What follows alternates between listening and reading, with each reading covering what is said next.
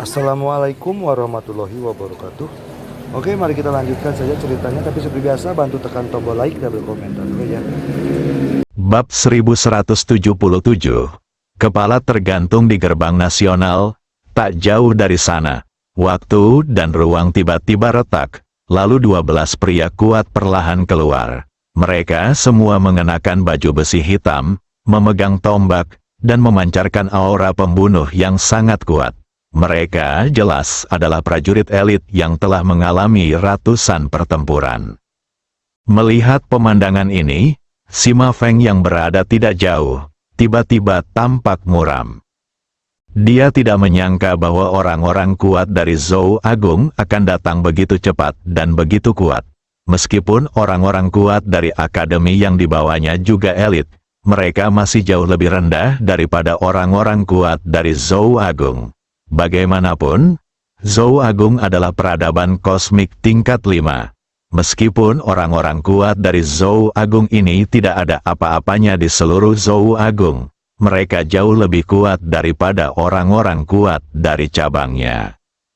Fang Yu tiba-tiba berkata, "Tuan Feng, kita harus menunda sebentar. Para master dari akademi lain sedang dalam perjalanan ke sini." Sima Feng terdiam. Tuan Fang Yu, bahkan jika mereka datang, situasinya tidak optimis. Fang Yu mengerutkan kening. Sima Feng menatap Fang Yu tanpa berkata apa-apa. Tetapi Fang Yu sudah mengerti apa maksudnya. Bahkan jika orang-orang kuat dari akademi lain datang, mereka belum tentu akan berdiri di pihak mereka. Bagaimanapun, mereka menghadapi Zhou Agung. Sebelumnya akan baik-baik saja. Tetapi sekarang, pavilion harta karun abadi dan kabinet semuanya ada di tangan Zhou Fan. Dan Zhou Fan adalah Ratu Zhou Agung. Sekalipun Zhou Fan kejam dan tidak memihak, orang-orang di bawahnya mungkin tidak berani mengambil tindakan terhadap orang-orang Zhou Agung. Situasinya tidak optimis. Sima Feng berkata dengan suara yang dalam, "Kita harus kembali ke markas, atau memberitahu markas tentang apa yang terjadi di sini." Saat dia berkata demikian, dia memandang Fang Yu. "Dekan Fang Yu, bisakah kamu menghubungi dekan secara langsung?" Fang Yu menggelengkan kepalanya.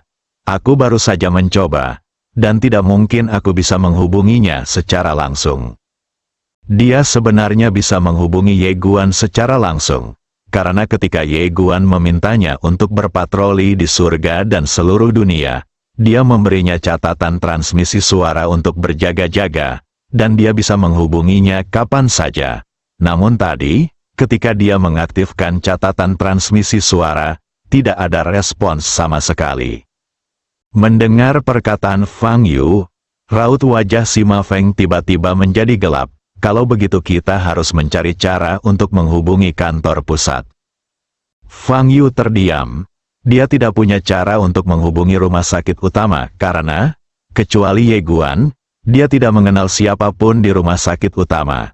Selain itu, tidak realistis baginya untuk berkomunikasi dengan orang-orang di depannya ini. Pada saat ini, Zhou Ling, yang tidak jauh dari sana, tiba-tiba melihat ke arah Fang Yu dan Sima Feng dan berkata, "Sima Feng, Fang Yu, jangan katakan bahwa Zhou Agung ingin melakukan hal ini secara ekstrim. Sekarang aku akan memberi kalian kesempatan. Selama kalian bersedia bergabung dengan Zhou Agung akan memaafkan masa lalu." Membunuh 2 dekan master adalah masalah besar, jadi dia ingin mencobanya. Jika keduanya bersedia menyerah, itu akan bagus. Jika pihak lain tidak mau menyerah, satu-satunya pilihan adalah membunuhnya untuk membungkamnya. Sima Feng tiba-tiba menunjuk Zhou Ling dengan marah. "Dasar orang bodoh, beraninya kau mengaku mewakili Zhou Agung. Dasar bodoh, kenapa kau tidak kencing dan melihat dirimu sendiri? Bagaimana bisa bajingan sepertimu mewakili Zhou Agung?" Sambil berbicara, dia menunjuk ke arah orang-orang kuat dari dinasti Zhou Agung dan berkata, "Dia bodoh?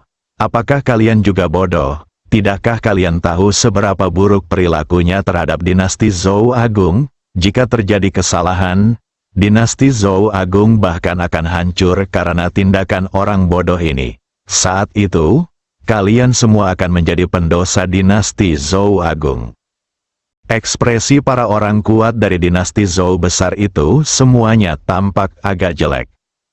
Pada saat ini, Zhou Ling tiba-tiba menunjuk Sima Feng dengan marah dan berkata, "Bunuh bajingan ini dulu." Dia begitu marah sampai paru-parunya hampir meledak. Orang-orang yang membaca buku semuanya adalah orang-orang jahat. Setelah mendengar kata-kata Zhou Ling, orang-orang kuat dari Zhou Agung ragu-ragu sejenak, dan kemudian bergegas menuju Sima Feng. Benar atau salah tidak penting bagi mereka, karena mereka semua adalah bawahan Zhou Ling, dan mereka tahu betul bahwa jika mereka tidak mematuhi perintah, Zhou Ling akan membunuh mereka di masa depan. Terlebih lagi, bagi mereka, dia dan Zhou Ling sama-sama warga Zhou Agung, dan sebagai anggota keluarga, mereka seharusnya bersatu melawan musuh dari luar. Meskipun Da Zhou telah bergabung dengan Akademi Guanshuan, banyak orang di Da Zhou tidak merasa memiliki rasa memiliki terhadap Akademi Guanshuan. Melihat orang-orang kuat dari Zhou Agung itu bergegas mendekat, mata Sima Feng berkilat ganas. Tiba-tiba dia membuka telapak tangannya, dan sebuah buku kuno tebal muncul di tangannya. Tiba-tiba dia menggigit jarinya, lalu menunjuk ke buku kuno itu. Mulai. Ledakan, buku kuno itu tiba-tiba meledak menjadi tirai cahaya kebenaran, dan di dalam tirai cahaya itu, karakter-karakter kuno kecil yang tak terhitung jumlahnya melesat ke arah orang-orang perkasa dari Zhou Agung bagaikan pisau terbang. Ledakan-ledakan, dalam sekejap, orang-orang kuat dari dinasti Zhou Agung itu langsung diliputi oleh energi yang benar. Kemudian, ledakan mengerikan terus bergema dari lapangan. Sima Feng tiba-tiba membuka telapak tangannya, dan sebuah kapal awan mendarat di depan Fang Yu dan dua lainnya. Dia menatap Fang Yu dan berkata, "Bawa mereka ke markas, berhenti bicara omong kosong dan pergilah." Sewaktu berkata demikian, dia berbalik dan menyerbu ke depan sebagai seberkas cahaya kebenaran. Fang Yu tahu bahwa ini bukan saatnya untuk berpura-pura, jadi dia membawa Ye Guan dan Zhang Gang ke kapal awan, lalu mengaktifkan kapal awan, yang berubah menjadi pelangi panjang dan membubung ke langit. Tak jauh dari situ, Zhou Ling melihat pemandangan ini. Raut wajahnya tiba-tiba berubah, dan dia buru-buru berkata, "Hentikan mereka." Saat dia berkata demikian, dia hendak mengejar Fang Yu dan yang lainnya. Pada saat itu, Sima Feng tiba-tiba berlari di depannya. Sima Feng melotot padanya dan berkata, "Dasar bodoh, Runiang. Aku yang mengatakannya." Zhou Ling, setelah Sima Feng selesai mengumpat, tubuhnya mulai terbakar. Kemudian, dia berubah menjadi bola api dan menghantam Zhou Ling. Ledakan, Zhou Ling terlempar ratusan kaki ke belakang akibat benturan tersebut. Setelah dia berhenti, ruang dan waktu di sekitarnya terbelah. Zhou Ling menatap Sima Feng, yang tubuhnya terbakar di kejauhan, dengan ekspresi yang sangat buruk di wajahnya. "Apa kau gila? Berapa penghasilanmu sebulan? Kenapa kau bekerja keras?" Sima Feng menatap Zhou Ling. Rambut dan jenggotnya berkibar. "Sebagai sarjana, kita harus mempertaruhkan nyawa untuk membela negara dan berjuang demi rakyat dunia ini." Zhou Ling, Sima Feng sekali lagi berubah menjadi bola api dan menyerbu ke arah Zhou Ling. Karena dia memilih untuk membakar tubuhnya, dia telah menempatkan hidup dan mati di luar tubuhnya. Oleh karena itu, momentumnya sangat menakutkan. Aura yang kuat menyapu medan seperti aliran air, dan kemanapun ia lewat, ruang itu benar-benar mendidih. Melihat pemandangan ini, wajah Zhou Ling tiba-tiba berubah. Dia tidak berani ceroboh. Dia tiba-tiba mengangkat tangannya, dan ruang di depannya langsung berubah menjadi pusaran aneh. Kemudian, kekuatan mengerikan menyapu keluar dari pusaran itu. Ledakan, begitu kekuatan keduanya bersentuhan, seluruh dunia tiba-tiba mulai mendidih. Kemudian, gelombang kejut kekuatan yang mengerikan menyebar ke segala arah, dan ruang serta waktu di sekitarnya mulai retak lapis demi lapis, yang sangat mengerikan. Zhou Ling juga terlempar ke belakang hampir 1000 kaki oleh gelombang kejut dari kekuatan yang mengerikan ini. Zhou Ling merasa ngeri, dan sebelum dia bisa mengatur napas, Sima Feng, yang tidak jauh darinya, bergegas ke arahnya lagi. Aura kebenaran yang sangat mengerikan terpancar dari tubuh Sima Feng. Di bawah pengaruh aura kebenaran ini, dunia menjadi jernih dan kekuatan Tao muncul.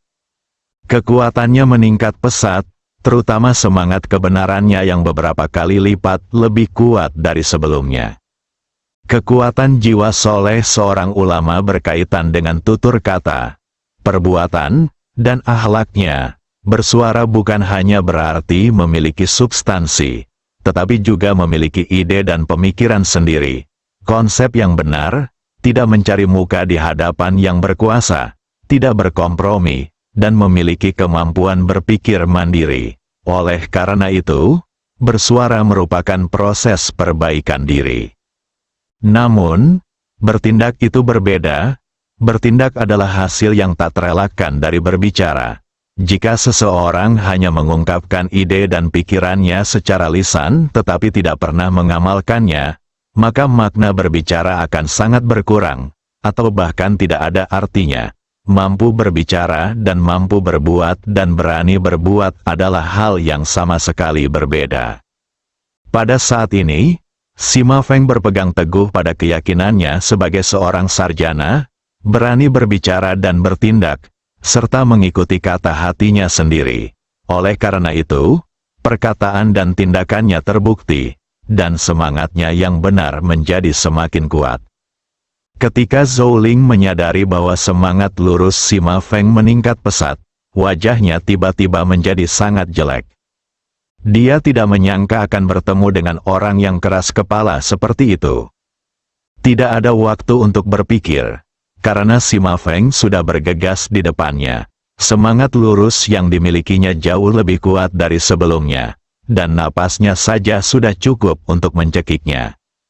Kilatan ganas melintas di mata Zhou Ling, dia merentangkan telapak tangannya, dan segel hitam muncul di tangannya. Ini adalah segel Jiedushi, yang merupakan segel resminya. Jabatan resmi yang diberikan secara pribadi oleh Zhou Agung ini bukan sekadar jabatan resmi. Segel resmi ini berisi hak dan kekuatan nyata yang diberikan oleh Zhou Agung. Setelah diaktifkan, itu tidak hanya dapat meningkatkan kekuatan seseorang secara signifikan, tetapi juga secara paksa menekan wilayah lawan. Tentu saja, itu tergantung pada orang yang mencetak gol. Jika itu di Zhou Agung, penindasan bawahan oleh atasan akan sangat mengerikan. Yang disebut pejabat yang lebih tinggi dapat menghancurkan seseorang sampai mati. Namun, segel resmi ini memiliki kekurangan, yaitu setelah diaktifkan, harus dilaporkan kepada Zhou Agung di masa mendatang. Karena Zhou Agung takut orang-orang di bawahnya akan menyalahgunakan kekuasaannya, maka ada pembatasan ini. Tetapi pada saat ini, menghadapi Sima Feng, yang kekuatannya masih meningkat pesat, dia tidak punya pilihan selain menggunakan kartu truf ini. Saat segel resminya diaktifkan, auranya sendiri juga meroket liar dalam sekejap. Namun, ia tidak mampu menekan Sima Feng. Ia adalah seorang pejabat Zhou Agung, tetapi bukan dari Akademi Guangxuan. Oleh karena itu, ia tidak memiliki cara untuk menekan wilayah Sima Feng.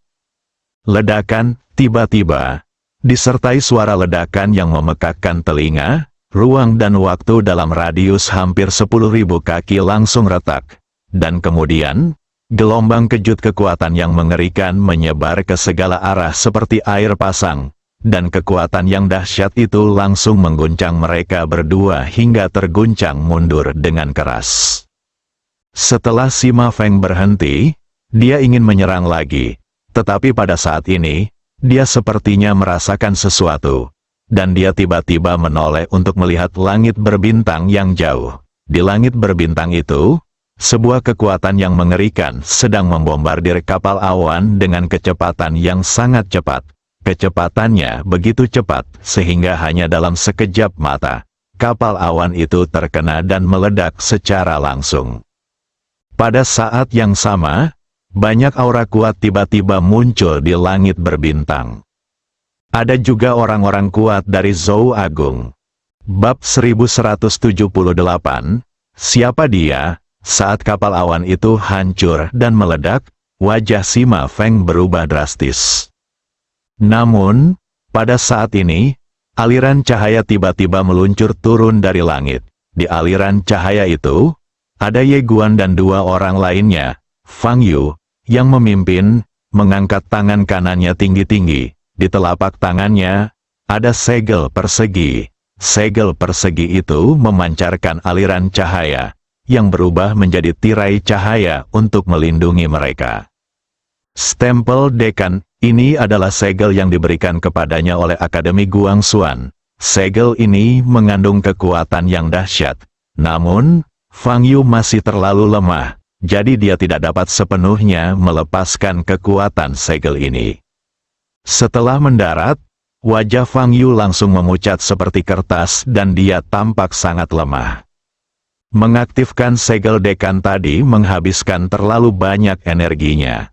Fang Yu tidak peduli dengan tubuhnya yang lemah. Dia menatap ke langit. Ada 6 orang berdiri di sana. Yang memimpin mereka adalah seorang pria parubaya. Pria parubaya itu mengenakan jubah hitam bersih, tampak anggun dan anggun. Matanya sedikit suram. Melihat orang itu datang, Zhou Ling yang tidak jauh dari sana langsung menghela napas lega. Orang yang datang itu tidak lain adalah leluhurnya, Zhou Yan.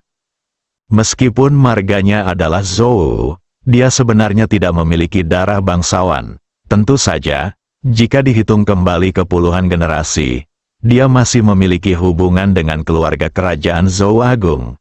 Tetapi sekarang, darah bangsawan Zou Agung di cabang mereka sangat tipis. Namun mereka tetap mengklaim kepada dunia luar bahwa mereka adalah keluarga kerajaan Zou Agung. Setelah Zhou Yan muncul, tatapannya jatuh pada Fang Yu di bawah. Ketika dia melihat Fang Yu, wajahnya menjadi gelap. Dia secara alami mengenal Fang Yu. Masalah antara Fang Yu dan Ye Guan tersebar luas. Zhou Yan menatap Fang Yu dengan tatapan muram. Tuan Fang, Tuan Zhou tidak menaruh dendam padamu. Mengapa kau harus membuat keadaan menjadi begitu ekstrim dan memperburuk keadaan? Fang Yu menatap langsung ke arah Zhou Yan. Apakah aku akan melakukan hal ini secara ekstrim, atau kamu yang akan melakukan hal ini secara ekstrim? Zhou Yan menatap Fang Yu. Tuan Fang, tampaknya masalah ini tidak dapat diselesaikan secara damai. Saat dia berbicara, dua pria kuat di belakangnya bergegas menuju Fang Yu. Dia tahu betul betapa berisikonya membunuh seorang dekan. Tetapi saat ini, dia tidak punya pilihan lain selain membunuh orang itu untuk membungkamnya. Tempat ini sangat jauh dari markas besar Guangxuan Universe. Selama orang itu sudah mati, kita tinggal menjebaknya dan masalah ini akan selesai. Lagi pula, sejauh pengetahuannya, Fang Yu baru saja berkuasa dan tidak memiliki dasar sama sekali di markas besar Akademi Guangxuan. Adapun dekan, dia tidak menyangka bahwa dekan akan benar-benar memperlakukan pemuda di depannya sebagai saudara. Menurutnya, dekan hanya bertindak berdasarkan keinginannya. Melihat orang-orang itu bergegas mendekat, wajah Fang Yu menjadi gelap. Saya harus katakan bahwa dia belajar banyak hari ini. Ia semula mengira bahwa kecurangan dalam berbagai ujian itu sudah cukup kelam. Namun kini ia menyadari bahwa jika dibandingkan dengan apa yang dilakukan orang-orang di hadapannya, kecurangan dalam ujian itu tidak ada apa-apanya. Keuntungan, ketika manfaatnya cukup besar, banyak orang dan banyak kekuatan dapat menjadi sangat kejam. Pada saat ini, Energi yang kuat dan lurus tiba-tiba menyapu seluruh medan. Tekanan yang kuat dan agung secara paksa memaksa mundur orang-orang kuat dari Zhou Agung yang bergegas menuju Fang Yu. Sima Feng muncul di hadapan Fang Yu dan yang lainnya, memancarkan aura kebenaran yang sangat kuat.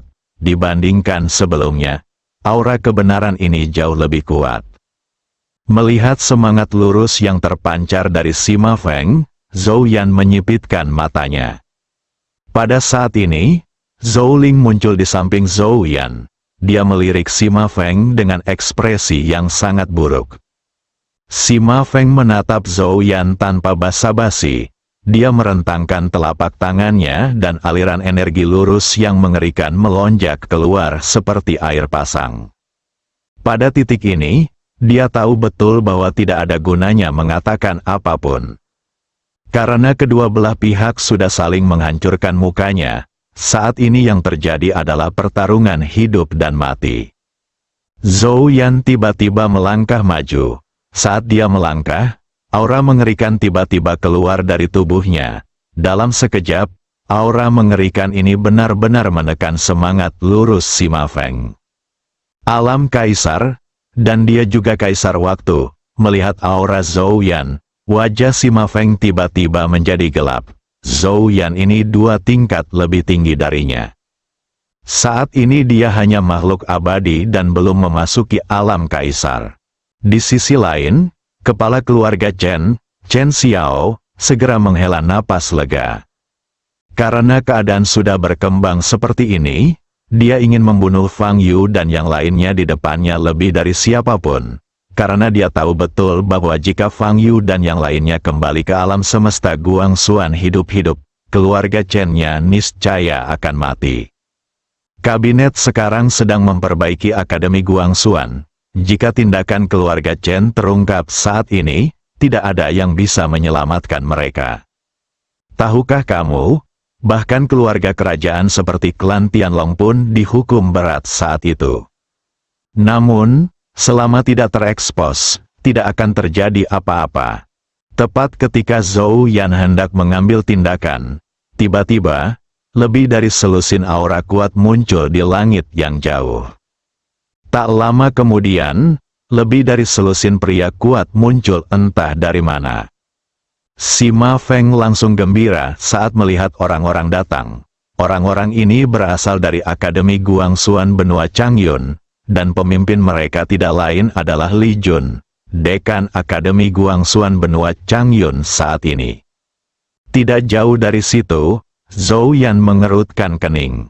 Setelah Li Jun muncul di tempat kejadian, dia mengerutkan kening dan mendapati bahwa segala sesuatunya tidak sesederhana itu. Pada saat ini, Chen Xiao tiba-tiba tersenyum dan berkata, "Tuan Li, apa kabar?" Li Jun melirik Chen Xiao dan berkata, "Itu Patriark Chen, kenapa kamu juga ada di sini?" Chen Xiao mengangguk pelan, lalu memperkenalkan, 2 orang di sebelahnya adalah Patriark Zhou Yan dan Tuan Zhou Ling dari dinasti Zhou Agung.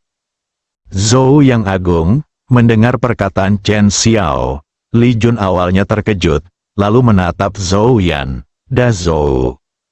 Zhou Yan mengangguk sedikit, "Guru Li, saya telah mendengar banyak tentang Anda." Tak jauh dari situ, Sima Feng tiba-tiba bertanya, "Li Jun, kamu belum bertemu Dekan Fang?" "Guru Fang." Li Jun menatap Fang Yu di sebelah Sima Feng. Ketika dia melihat segel dekan di tangan Fang Yu, dia sedikit terkejut, lalu dia cepat-cepat membungkuk hormat, "Salam, Dekan Fang." Fang Yu mengangguk sedikit, "Tuan Li, saya khawatir saya akan merepotkan Anda hari ini." Li Jun melihat pemandangan itu, dan pada saat ini dia secara alami mengerti bahwa ini adalah pertikaian internal di Akademi Guangxuan. Hal ini tidak bisa dianggap remeh. Meskipun Fang Yu adalah dekan, orang di sebelahnya adalah Zhou Agung. Zhou Agung sekarang berada di masa kejayaannya, dan kekuatan keseluruhannya lebih kuat daripada alam semesta yang sebenarnya. Selain itu, Ratu Zhou Agung, Zhou Fan, baru saja mengambil alih kendali kabinet dan paviliun harta karun abadi, menjadi nyonya sejati alam semesta Guangxuan. Siapa yang berani menyinggung Da Zhou? Melihat ekspresi Li Jun, Sima Feng langsung mengerti apa maksudnya, dan wajahnya menjadi gelap. Li Jun, di depan masalah penting ini, tolong jangan membuat pilihan yang salah. Sambil berbicara, ia menceritakan keseluruhan ceritanya. Setelah mendengarkan perkataan Sima Feng, Li Jun terdiam beberapa saat. Kemudian dia melihat ke kedua sisi lapangan dan tersenyum dan berkata, "Apakah ada kesalahpahaman tentang masalah ini?" Mendengar ini, wajah Fang Yu menjadi gelap. Sima Feng menatap Li Jun. Dia tidak marah, tapi kecewa. Li Jun dan dia adalah teman sekelas dan keduanya belajar di kantor pusat Akademi Guangxuan. Kemudian, mereka ditugaskan untuk menjabat sebagai dekan.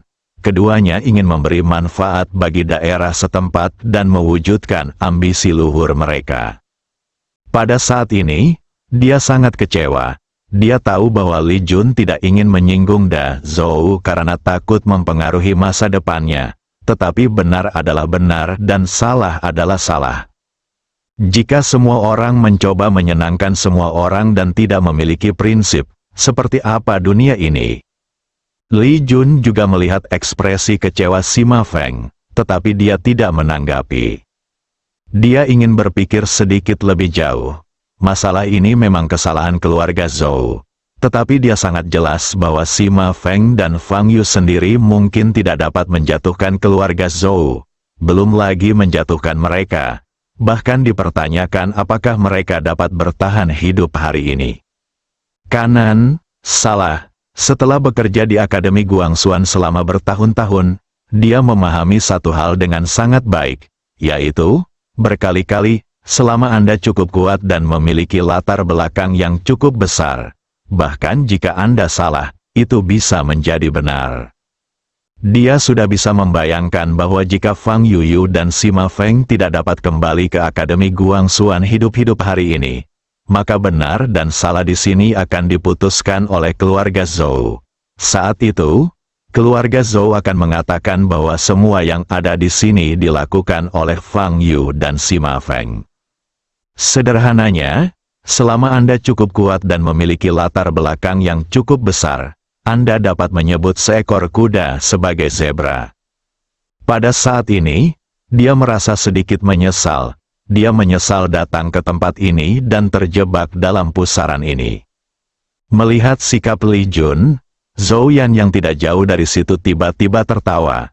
"Tuan Li, masalah hari ini adalah dendam pribadi antara keluarga Zhou saya dengan Tuan Sima Feng dan Fang Yu. Selama Tuan Li tidak ikut campur, keluarga Zhou saya pasti akan membalas Anda dengan sangat baik di masa mendatang." Tidak jauh dari situ, Chen Xiao juga tersenyum dan berkata, "Keluarga Chen-ku juga sama. Nanti, Dekan Li, kalau kamu butuh keluarga Chen-ku, beritahu saja aku." Li Jun melirik mereka berdua dan tetap diam. Bantuan antara keluarga Chen dan keluarga Zhou. Dia tentu tahu apa maksudnya. Itu berarti sumber daya dan koneksi politiknya akan lebih luas di masa depan. Terutama keluarga Zhou, yang dapat memberinya koneksi besar. Tak jauh dari situ, Sima Feng melihat ekspresi dan sikap Li Jun. Sorot matanya berangsur-angsur menjadi dingin. Dia menggelengkan kepalanya pelan dengan perasaan campur aduk. Pada saat ini, Zhou Yan tiba-tiba berkata, "Lakukan." Saat suaranya jatuh, dia tiba-tiba melangkah maju. Dengan langkah ini, kekuatan yang mengerikan menyapu lapangan seperti aliran air dan langsung menuju Sima Feng. Sedikit niat membunuh terpancar di mata Sima Feng. Ia melangkah maju dan mengangkat tangannya. Dalam sekejap, energi lurus yang mengerikan keluar dari tubuhnya. Namun, energi lurusnya tidak sebanding dengan momentum Zhou Yan, dan Sima Feng terpaksa mundur dengan keras. Zhou Yan tiba-tiba menghilang dari tempatnya. Di kejauhan, wajah Sima Feng tiba-tiba berubah drastis. Dia mengepalkan tangan kanannya dan meninju. Ledakan, saat ledakan keras terdengar, energi lurus yang tak terhitung jumlahnya menghilang, dan Sima Feng langsung terlempar ribuan kaki jauhnya. Begitu dia berhenti, darah mengalir keluar dari mulutnya. Melihat Sima Feng dalam posisi yang kurang menguntungkan, Fang Yu tiba-tiba menatap Li Jun. Dia langsung mengeluarkan perintah Guangxuan yang diberikan kepadanya oleh Ye Guan. Li Jun, ini adalah perintah Guangxuan. Melihat perintah itu seperti melihat dekan. Apakah kamu berani tidak mematuhi perintah itu? Li Jun tampak sedikit jelek. Pada saat ini, Zhou Yan, yang tidak jauh dari sana, tiba-tiba menyeringai. Din, siapa dia? Bersambung,